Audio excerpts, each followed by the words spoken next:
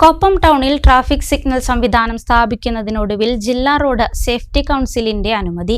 പഞ്ചായത്തിന്റെ നേതൃത്വത്തിൽ തുടർ നടപടികൾ സ്വീകരിക്കാനും കൗൺസിൽ അനുമതി നൽകി. കൊപ്പം ടൗണിലെ ഗതാഗതക്കുരുക്കിന് പരിഹാരം കാണാനായി ട്രാഫിക് സിഗ്നൽ സംവിധാനം സ്ഥാപിക്കാൻ ഒടുവിൽ അനുമതി ലഭിച്ചു. പഞ്ചായത്തിൽ ട്രാഫിക് റെഗുലേറ്ററി കമ്മിറ്റി യോഗം ചേർന്ന സിഗ്നൽ സംവിധാനം സ്ഥാപിക്കാൻ കഴിഞ്ഞ ഏപ്രിലിൽ തീരുമാനമെടുത്തിരുന്നു. എന്നാൽ ജില്ലാ റോഡ് സുരക്ഷാ കൗൺസിൽ കമ്മിറ്റിയുടെ അനുമതി ലഭ്യമാവാത്തതിനാൽ തുടർ നടപടികൾ നീണ്ടു. കഴിഞ്ഞ താലൂക്ക് വികസന സമിതിയിൽ പഞ്ചായത്ത് പ്രസിഡന്റ് ഇതുമായി ബന്ധപ്പെട്ടുള്ള പരാതി നൽകിയിരുന്നു.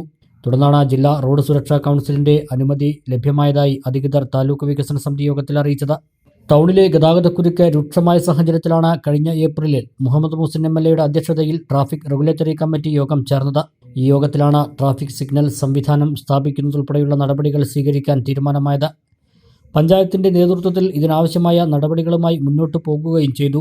ഇതിനിടെയാണ് സിഗ്നൽ സംവിധാനം സ്ഥാപിക്കണമെങ്കിൽ ജില്ലാ റോഡ് സേഫ്റ്റി കൗൺസിലിന്റെ അനുമതി വേണമെന്ന ചട്ടമുണ്ടായത്. ഇതിനായി അപേക്ഷ നൽകിയെങ്കിലും തുടർ നടപടികൾ ഉണ്ടായില്ലെന്ന് കാണിച്ച് കഴിഞ്ഞ താലൂക്ക് വികസന സമിതി യോഗത്തിൽ പഞ്ചായത്ത് പ്രസിഡന്റ് T. ഉണ്ണികൃഷ്ണൻ പരാതിയുമായി എത്തുകയായിരുന്നു. തുടർന്നാണ് സിഗ്നൽ സംവിധാനം സ്ഥാപിക്കാനുള്ള അനുമതി ലഭിച്ചത്. ട്രാഫിക് സിഗ്നലിനായുള്ള രൂപകൽപ്പനയും സ്ഥാപിക്കലും ഇന്ത്യൻ റോഡ് കോൺഗ്രസ് മാനദണ്ഡങ്ങൾ പാലിക്കണമെന്നും ഇതിന്റെ തുടർ നടപടികൾക്ക് പഞ്ചായത്തിന് ഉത്തരവാദിത്തം ഉണ്ടായിരിക്കുമെന്നും ജില്ലാ road safety council panchayat president നൽകിയ കത്തിൽ പറയുന്നു. അനുമതി ലഭ്യമായ സാഹചര്യത്തിൽ തുടർ നടപടികളുമായി മുന്നോട്ടു പോകാനാണ് പഞ്ചായത്തിന്റെ തീരുമാനം. ഇതിനായി എല്ലാ വിഭാഗം ആളുകളെയും ഉൾപ്പെടുത്തി ഉടൻ തന്നെ യോഗം വിളിച്ച് ചേർക്കുമെന്ന് പഞ്ചായത്ത് പ്രസിഡന്റ് T. ഉണ്ണികൃഷ്ണൻ അറിയിച്ചു.